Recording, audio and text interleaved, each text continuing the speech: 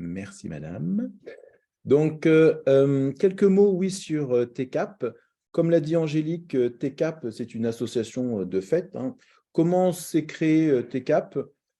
Eh bien, notamment pendant le confinement, en mars 2020, où eh bien, plusieurs soignants, thérapeutes que nous sommes, nous étions tous chez nous et on s'est demandé comment pouvoir aider du mieux possible les personnes qui ont ou souffert du Covid, qui ont pu aussi souffrir du confinement avec l'isolement que ça pouvait induire pour certains, et notamment les personnes qui souffrent des troubles des conduites alimentaires. Et donc, vous pouvez trouver sur YouTube TCAP. On vous mettra le lien sur le chat ou lorsqu'on vous enverra le replay. De toute façon, le replay sera sur TCAP de toute façon. Et vous verrez, il y a beaucoup de vidéos, des vidéos courtes, des vidéos plus longues, sur comment prendre soin de soi, comment prendre soin des autres. Donc, TCAP est orienté sur l'attention et le soin, la compétence, je suis capable de, et la confiance, je me sens capable de faire. Donc, je tourne ma tête puisque, voilà, TCAP, confiance. Donc, trois compétences. Et nous avons aussi à vocation à former, puisque Cécile, Angélique et moi travaillons en collaboration sur la formation notamment des troubles des conduites alimentaires, puisque nous avons toujours besoin de gens suffisamment bien formés pour pouvoir bien accompagner les personnes qui souffrent des troubles des conduites alimentaires. D'ailleurs, dans notre discours, dans notre façon de dire, nous parlons bien de personnes qui souffrent de troubles des conduites alimentaires, une personne qui souffre d'anorexie, une personne qui est atteinte de boulimie, et non pas une anorexique, une boulimique, puisqu'une pathologie n'a rien à voir avec notre identité. Donc, comment va se dérouler donc, notre session? Donc, pendant une bonne demi-heure, eh bien, moi, je vais vous parler donc, du thème de ce soir, entre stress et excitation, autour des fêtes de Noël et des fêtes de fin d'année en général, mais Noël en particulier. Il nous semblait important de pouvoir se préparer à bien accompagner les personnes qui souffrent de TCA et pour les personnes elles-mêmes et les familles qui accompagnent des personnes qui souffrent de TCA, eh bien, se préparer dans de bonnes conditions aux fêtes de fin d'année. Donc, est-ce que tu es capable de passer un joyeux Noël? Eh bien, écoutez, on fera le bilan le 26 décembre, ensemble, peut-être. On s'enverra des petits messages. Alors, on s'est amusé en se disant que, tiens, et si on déclinait ça en 3 saisons? Bon, on est un peu fan de Netflix et de séries, donc je pense qu'on a été inspiré par tout ça. Donc, entre stress et excitation, donc aujourd'hui, le 6 décembre, la saison 2, entre bûche et embûche, et comment éviter de trébucher, comme l'a dit Angélique tout à l'heure, et comment rester joyeux à Noël. Et avec Cécile, repas festifs et multiples, comment garder l'estomac et l'esprit à la fête. Au fond, j'oserais vous dire, TCA ou pas TCA d'ailleurs, Noël est bien souvent un sujet, en tout cas dans mon cabinet. On commence déjà à parler de Noël, comment se retrouver en famille, quel est le retour et les rapports autour de l'alimentation notamment. Donc, est-ce que tu es capable de passer un joyeux Noël avec les trois, j'ai failli dire 3 comédiens. Pardon, Angélique et Cécile, mais quand je vois nos photos, j'ai failli dire les 3 guignols. Parce que quand je vois nos têtes, en tout cas, ça respire la bonne humeur donc, et la joie. Donc, je trouve ça assez amusant. Donc, premier volet, saison 1, entre stress et excitation, puisque, oui, les fêtes, bien sûr que autant que ce soit un moment de partage, et en même temps, on peut déjà être dans l'anticipation de comment va se passer les fêtes, sachant que c'est le 24 décembre et le 25 décembre. En règle générale, Noël, pas beaucoup plus. Donc, notamment autour des repas, finalement, ça représente deux voire trois repas. Donc, c'est comment on peut se préparer tranquillement vers la gestion des repas. C'est comment on se prépare aussi tranquillement à la rencontre de la famille qu'on n'a pas vue depuis un petit bout de temps, considérant que les années précédentes, c'était encore un peu compliqué avec le Covid. Cette année, les possibilités de réunion familiale seront nettement plus flexibles et nettement plus souples, puisque, allez, pour paraphraser un ancien ministre, on ne sera pas obligé de laisser grand-mère et grand-père dans la cuisine pendant le moment de la bûche. D'accord? Donc, ça va être un moment de retrouvailles, parfois de joie et bien sûr, parfois de tension. Alors, est-ce que tu es capable de passer un joyeux Noël? Alors ça, c'est un défi que je me suis lancé moi-même. OK, ça va être sur les réseaux, mais je suis prêt à relever le défi. C'est Angélique qui va être contente puisqu'elle va m'entendre chanter. Désolé, je ne ferai ni la Star Academy ni The Voice, mais I wish you a Merry Christmas, I wish you a Merry Christmas and a Happy New Year. Voilà, donc j'imagine vos têtes derrière vos écrans. Vous avez le droit de rire, puisque moi-même, je me suis peut-être trouvé un tout petit peu ridicule. Et en même temps, comme le ridicule ne tue pas, eh bien, ça fait du bien. Et pourquoi j'ai fait ça? Parce que même si, au fond, le sujet que je vais vous présenter, c'est un sujet que je connais, puisque c'est un sujet qui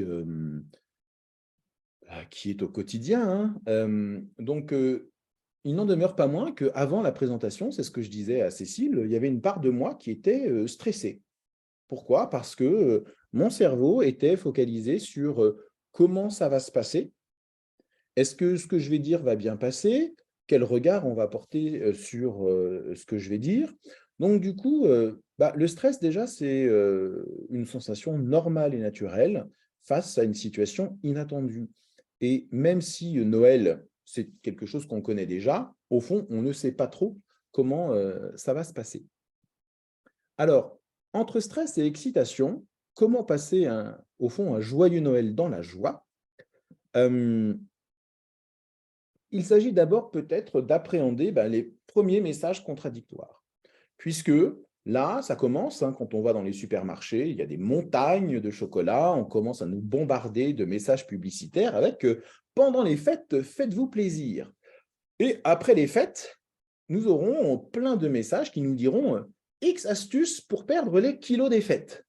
Comme si déjà, on nous préparait, on nous associait à pendant les fêtes, on va grossir.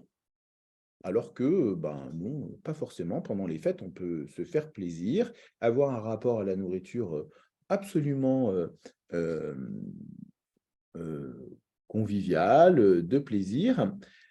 Et en même temps, quand on souffre de troubles de conduite alimentaire, la notion d'abondance de nourriture, d'abondance de cadeaux, et puis aussi les retrouvailles, peuvent être des sources de stress et d'angoisse, parce que on ne sait pas, un, ce qu'il y aura à manger.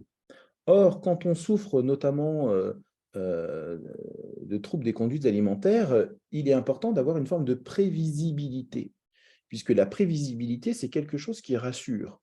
Donc, du coup, on peut commencer déjà à anticiper ce qu'il y aura à manger. Souvent, Noël, c'est du foie gras, c'est de la dinde farcie, c'est des plats riches, c'est aussi des chocolats, c'est de la bûche. Tous ces plats que certains peuvent appeler interdits, dire interdits, et en même temps, ça, Cécile en parlera nettement mieux que moi, et en même temps, dans l'anticipation déjà de ce que les fêtes représentent, il peut d'ores et déjà avoir un stress, alors même que là, ici, dans cet instant, nous sommes le mardi 22 novembre 2022 et on n'y est pas encore. Donc, au fond, là, quand on est dans l'anticipation du stress de comment ça va se passer, ça va être trop, il y en aura trop, comment je vais faire, on souffle un bon coup, on n'y est pas, d'accord? Et on va se préparer tranquillement à gérer ces fêtes. Donc, qui dit fête de Noël dit repas, d'accord? Comme on l'a vu, hein, c'est cette abondance, cette opulence de nourriture, avec tous les plaisirs que ça peut induire, hein, d'accord? Et aussi tout le stress que ça peut générer. D'ailleurs, j'insiste, hein, TCA ou pas TCA finalement, hein. Donc, le rapport à la nourriture aujourd'hui est parfois bien compliqué. Et donc, du coup, parfois, on peut être dans le stress et dans la peur de décevoir. Je ne sais pas si on va chez mamie et papy et que mamie a mis tout son cœur à l'ouvrage pour préparer le repas et que finalement, je vais avoir du mal à manger. Le risque, c'est que je peux avoir peur de décevoir la personne qui aura préparé le repas. Je peux avoir peur aussi, être stressé par le regard qu'on va porter sur moi, notamment quand je serai devant l'assiette, d'accord? Donc, tout ça, ce sont des stress pardon, d'anticipation qui fait qu'on se projette déjà sur l'éventualité que ça va mal se passer. Or, ni vous ni moi, là, dans cet instant, nous ne savons comment ça va se passer. Peut-être qu'on pourrait d'ores et déjà se donner l'option de « et si ça se passait bien ?» Parce qu'au fond, qui nous dit que ça va mal se passer? Donc voilà comment déjà on peut réduire le stress d'anticipation. C'est bah, je verrai bien, après tout. D'accord? Donc, il y a aussi la notion de cadeau. Qui dit Noël dit cadeau. C'est chouette de recevoir des cadeaux et en même temps, tout le monde n'aime pas forcément recevoir des cadeaux et parfois les patients qui souffrent de TCA estiment ne pas mériter recevoir un cadeau. Et en même temps, un cadeau, c'est faire plaisir. Faire un cadeau, c'est faire plaisir. Euh, donc, du coup, là encore, c'est comment on va éviter tout stress d'anticipation et se dire, bah, tiens, je verrai comment ce sera au moment où je vivrai ce que je vivrai. Un point important aussi, bah, c'est les retrouvailles. Il y a de la joie à retrouver les personnes qu'on aime, ça c'est sûr. Et en même temps, bah, il y a aussi le poids du regard des autres. Et tiens, s'il y a des membres de la famille, de l'entourage, et même à tous les professionnels qui nous écoutent, c'est comment aussi préparer les familles à avoir un discours plutôt salutogène avec nos patients. Et parfois, on peut se dire que, tiens, allez, ma nièce, mon neveu ou ma belle-sœur qui souffre d'anorexie, ça fait peut-être 2 ou 3 ans que je ne l'ai pas vue et elle a retrouvé un poids de santé puisqu'elle s'est faite accompagner. Et le réflexe, ça peut être de dire, «Oh dis donc, tu bonne mine, tu as bien pris des joues, c'est chouette». Mais l'inconvénient, c'est que quand on souffre de troubles de conduite alimentaire, ce message-là, peut être mal vécu. Du coup, eh bien, on évitera tout commentaire autour, du physique, de la physionomie. C'est, si vous voulez faire des compliments, eh bien, peut-être sur, un objet, une tenue vestimentaire, comment on peut trouver la personne, jolie, en évitant d'associer la beauté, au physique, puisque d'ailleurs ce sont des critères absolument subjectifs, d'accord? Donc même si l'intention est bonne, eh bien, on essaiera de trouver un vocabulaire plus salutogène, comme on dit dans notre jargon, c'est-à-dire un message qui fait du bien et qui est orienté autrement qu'autour du poids, de la physionomie ou autre. Et même chose, si un de vos proches, une de vos proches qui souffre d'obésité a pu prendre du poids, eh bien, on évitera aussi tout commentaire de ce genre, puisque ce peut être un commentaire qui peut être blessant. Du coup, comment peut-on passer un joyeux Noël, même quand on souffre des troubles de conduite alimentaire? D'ores et déjà, on va cultiver l'instant présent. J'insiste, aujourd'hui, nous sommes le mardi 22 novembre, il est bientôt 19 heures. Noël, c'est dans 1 mois et 2 jours. D'accord?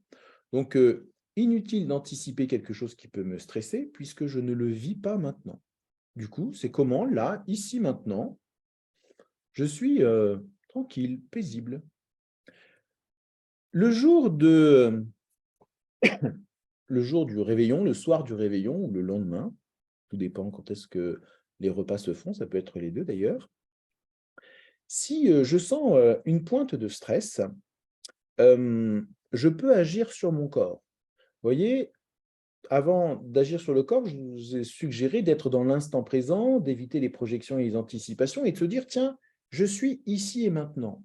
Là, c'est comment finalement j'agis sur mon processus mental, sur mes pensées, puisque les pensées qui, notamment les pensées, hein, des troubles des conduites alimentaires, qui peuvent être très, très stressantes et très angoissantes, eh bien, on va apprendre à les canaliser en revenant ici. Je ne suis pas dans cet instant, je suis ici et maintenant. Et en même temps, une astuce, les jours de repas, si une pointe de stress venait à émerger, un exercice de sophro, vraiment très simple, je vous le montre, d'accord? Et je vous invite à le répéter autant de fois que nécessaire. On va inspirer par le nez, contracter tous les muscles du corps et expirer par la bouche. Pourquoi? Parce que le stress nous met en tension, d'accord? Peut nous faire mal au ventre, induire des douleurs musculaires, nous mettre en tension ou parfois même nous agiter. Donc, pour pouvoir arriver dans un état, je dirais pas serein, peut-être pas exagéré, hein, d'accord, mais en tout cas de stress diminué et idéalement, pourquoi pas de sérénité d'ailleurs, je reviens sur cet exercice simple, j'inspire, je contracte les muscles et j'expire par la bouche. Si, c'est compliqué pour moi, d'expirer, enfin de contracter les muscles, parce que j'ai pas spécialement envie de sentir, le corps, eh bien je peux inspirer sur 4 secondes et expirer sur 6 secondes. Et ça, pendant 5 minutes à peu près, avant le repas, par exemple. Et toutes les fois où je sens qu'il peut y avoir de la tension. Donc, on agit sur le mental et on agit aussi sur le corps. Pour éviter de se mettre, là encore, dans le stress, c'est ce que je peux me dire. Qu'est-ce que je peux me dire pour, me permettre, m'autoriser, me donner la permission que, ça va bien se passer? Eh bien, je peux me dire que je ferai de mon mieux parce qu'au fond, notamment le jour de Noël, il n'y a aucune obligation. D'accord? Donc, je goûterai si j'en ai envie et aussi si je peux. Parce que parfois, on peut en avoir envie et ne pas être capable de. Et puis, si à certains moments, je trouve que c'est trop et que je sens que je suis rassasié, eh bien, je peux m'autoriser à laisser dans l'assiette. Sachant que il ne s'agit pas forcément de gâcher ce qu'il y a dans l'assiette, il s'agit de se dire que, quoi qu'il arrive, l'assiette peut être mise dans le réfrigérateur et peut-être plus tard, si je sens que j'ai faim, eh bien, ou je terminerai l'assiette ou je mangerai un peu plus. Donc, je peux aussi agir. Agir, c'est, je reviens sur la notion de l'instant présent. C'est j'essaye, d'être, dans les sensations, d'accord? Parce qu'au fond, Noël, c'est pas que dans l'assiette, hein. Noël, c'est aussi, les parfums d'ambiance, c'est, comment dire? c'est un moment où on s'apprête davantage, où on fait un petit effort vestimentaire, ou parce qu'on sera en famille, on voudra peut-être mettre un peu de parfum, se rendre un peu plus beau, un peu plus belle, bon, avec les quelques artifices qu'on peut avoir pour soi, mais qui font partie du jeu. On peut aussi se déguiser, d'ailleurs, à Noël, pourquoi pas. Mais du coup, c'est se focaliser sur tout l'environnement de Noël. Bon, tout à l'heure, vous avez entendu cette merveilleuse chanson interprétée par moi-même, d'accord? Et en même temps, ben, à Noël, il y a aussi plein d'autres chansons sympas.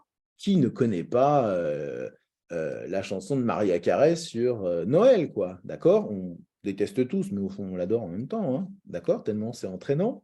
Et du coup, Noël, c'est aussi tout ça. C'est ces moments orientés sur la rencontre et les retrouvailles, le plaisir de se retrouver. C'est aussi être dans ces sensations de l'instant présent. Et j'insiste, les sensations de l'instant présent, c'est tout ce qu'il y a dans l'environnement. Et aussi, et ça c'est complètement OK, dans l'alimentation, c'est avant même de mettre quelque chose dans la bouche, c'est comment je peux le sentir. Et notamment quand on souffre d'hyperphagie ou de boulimie, ou, eh bien, avant même de manger quoi que ce soit, on peut tout simplement se permettre, s'autoriser à sentir en inspirant, mais vraiment très profondément pour se laisser sentir, goûter, sans mettre dans la bouche l'aliment. C'est aussi le regarder. C'est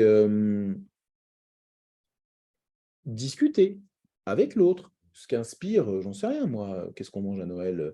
Ça peut être des noix de Saint-Jacques, hein, ou même du foie gras, et c'est comment on peut raconter l'histoire, ou même d'une salade composée. C'est comment on peut raconter l'histoire de ce qui est dans l'assiette. Peut-être parler des artisans qui ont composé tel ou tel plat. Donc, vous voyez, c'est au fond, on peut passer un excellent moment, un moment de joie agréable et tranquille, heu, autour de la discussion, autour de l'échange avec les autres, avec les autres. Et j'insiste sur cette notion d'échange. Pourquoi? Parce que les troubles des conduites alimentaires, ce sont des pathologies qui isolent, d'accord? Pourquoi? Parce qu'on peut avoir honte de manger devant les autres. Soit parce qu'on mange peu, soit parce qu'on mange peut-être trop. Et donc du coup, on est sujet au regard des autres. Et en même temps, quand on est dans l'échange, quand on est dans le partage, quand on est dans ensemble, eh bien, on vit autrement, heu, le repas, tout simplement. C'est aussi ça la convivialité autour du repas, c'est être dans cet instant d'échange avec, notamment les personnes qu'on aime, puisque en règle générale, à Noël, on est entre gens, qui s'apprécient. Donc, 1, autour d'un plat, c'est, on peut même s'amuser les uns et les autres, autour d'un carré de chocolat ou en tout cas d'un chocolat de Noël, à décrire tout ce que ça réveille, tout ce que ça stimule en soi. D'accord? Pourquoi je reviens là-dessus? Pour avoir un regard positif et bienveillant autour du mets que nous sommes en train de manger. Du coup, c'est comment on met du sourire dans ce qu'on fait. D'accord? C'est comment on met du sourire dans les échanges, parce qu'on peut aussi raconter des histoires autour de ce qu'on est en train de manger. On peut raconter des histoires autour du cadeau qu'on fait à l'autre et autour du cadeau qu'on reçoit. Donc, les sensations, c'est dans la bouche, c'est dans le corps et c'est aussi lié à l'environnement tout entier. Donc, vous voyez, c'est comment d'ores et déjà, on peut aider la personne qui souffre des troubles des conduites alimentaires à voir ce moment de Noël autrement qu'un moment de stress, puisque ça peut être un moment de partage absolu, de connexion à soi, de connexion aux autres, d'accord, autour de tout ça. Et j'insiste, Noël, c'est, oui, ok, c'est les repas, c'est vrai, c'est aussi les cadeaux, c'est vrai, c'est les retrouvailles, c'est les chansons, et ça peut être aussi danser, c'est comment, là, le corps, à ce moment-là, est un joli moyen d'expression complètement décomplexé, où on peut être dans le partage avec l'autre. Donc, n'hésitez pas à mettre de la créativité autour des fêtes. Comment on peut y mettre du jeu, comment on peut y mettre de la joie et de la permission. Donc, en tout cas, autour du repas, en famille, chacun, alors j'ai mis chacun dans son assiette. Vous aurez donc compris qu'il ne s'agit pas d'être le nez dans l'assiette, il s'agit d'éviter de se comparer. D'accord? Puisque, notamment quand on souffre de troubles des conduites alimentaires, on peut avoir tendance à, du moins le patient, la personne, peut avoir tendance à se comparer à l'autre, à ce qu'il a dans l'assiette. D'accord? Ça peut être une personne qui a 20 ans, une jeune femme de 20 ans qui va comparer ce que sa petite sœur de 12 ans a dans son assiette. Or, les besoins d'une petite fille de 12 ans ne sont pas les mêmes qu'une jeune femme de 20 ans. Donc, peut-être même que lorsqu'on fait le placement de table, d'accord, on essaie de mettre les personnes, pardon pour la formulation, c'est pas très joli, du même gabarit, si j'ose dire, les uns à côté des autres ou les uns en face des autres, pour aider notamment la personne qui souffre du TCA à avoir un autre rapport dans ce qu'il y a dans son assiette et notamment dans ce que l'autre peut avoir dans son assiette. Donc, du coup, vous voyez, là encore, c'est comment on fait preuve de créativité et d'autorisation et de permission, puisque oui, le repas, c'est un moment partagé, c'est vrai, on est tous ensemble et c'est ça qui est chouette. C'est aussi un moment convivial, c'est vrai, et c'est aussi ça qui est chouette. Et c'est aussi un moment individuel, puisque c'est ce que je mange moi, c'est mon repas à moi, si j'ose dire. D'accord? Donc, je reviens sur ce que je vous ai dit tout à l'heure, c'est, je goûterai si j'en ai envie, je mangerai ce que je pourrais. On évite de mettre la pression à quiconque d'ailleurs, et en particulier aux personnes qui souffrent de troubles des conduites alimentaires, sur il faut tout goûter. Non, non, on n'est pas obligé de tout goûter. Moi, par exemple, vous ne me ferez pas goûter une salade de tomates. Désolé, j'aime pas la tomate crue, donc vous ne me ferez pas goûter de la tomate. Et parfois, si j'ai plus faim, parce qu'il s'agit aussi de se mettre en lien avec ses sensations, eh bien, c'est comment on autorise l'autre à ne pas goûter. Là, dans cet instant, ça ne veut pas dire que demain, je n'en mangerai pas un morceau. D'accord? Donc, on évite la pression, d'accord, sur ce sujet-là. C'est chacun fait comme il veut. Alors, j'entends certains et certaines me dire, oui, mais bon, pour les personnes qui souffrent d'anorexie, si elles ne mangent pas, ça va être compliqué. Non, mais bien sûr que ça peut être compliqué. Et en même temps, ce n'est pas un repas qui fera toute la différence, d'accord? C'est comment on est dans ce principe d'intégration aussi de là où en est l'autre. Et que, eh bien, si ça se passe par quelques petites bouchées de tout, ça peut être très chouette. Et si ça peut être manger ce qu'il y a dans l'assiette, pardon, c'est aussi ça qui est chouette. Donc, on évite de se mettre la pression sur la peur de décevoir celui ou celle qui aura mis toute la journée pour faire le repas, considérant que il y en aura d'autres qui sauront apprécier peut-être autrement. Donc, c'est un moment, comme je vous l'ai dit,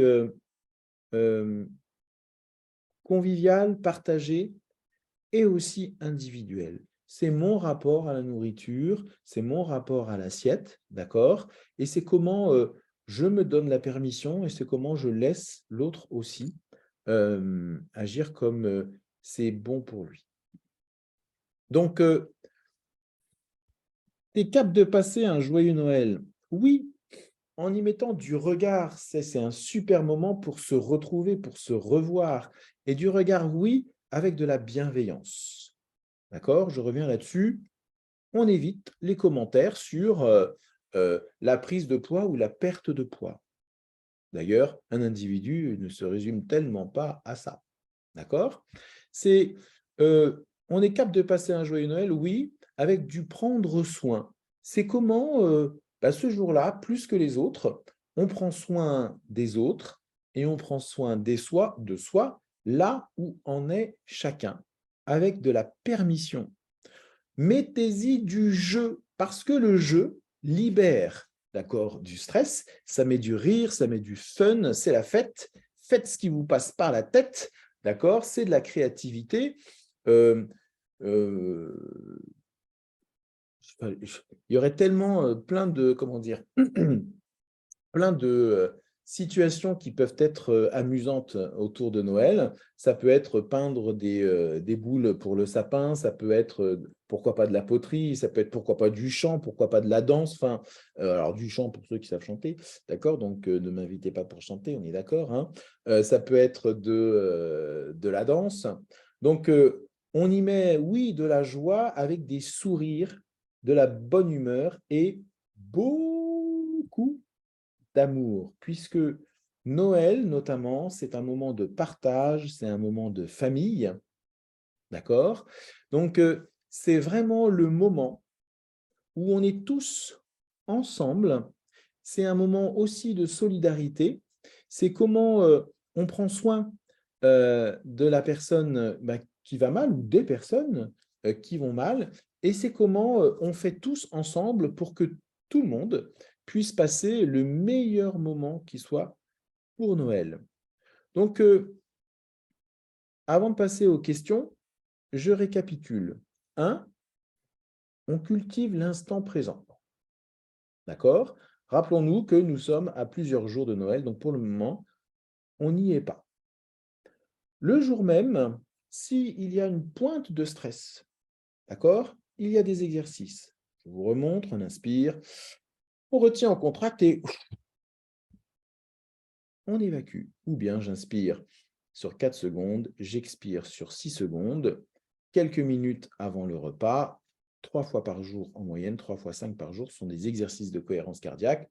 Autant peut-être commencer dès maintenant pour pouvoir être dans une dynamique plus apaisée par rapport au fait. On s'autorise à goûter, on s'autorise à laisser dans l'assiette, on fait de son mieux, d'accord? Au fond, c'est une fête, ce n'est pas une compétition. Donc, on fait de son mieux et on fait tous ensemble, on est dans le partage. Donc, on peut s'amuser à faire des grimaces, comme notre ami le singe. On peut se donner plein d'amour avec ses deux cœurs. On peut aussi faire du chant. On peut s'amuser autour du sapin, l'échange des cadeaux. Et je reviens là-dessus, sur ce moment de retrouvailles, de convivialité, tous ensemble.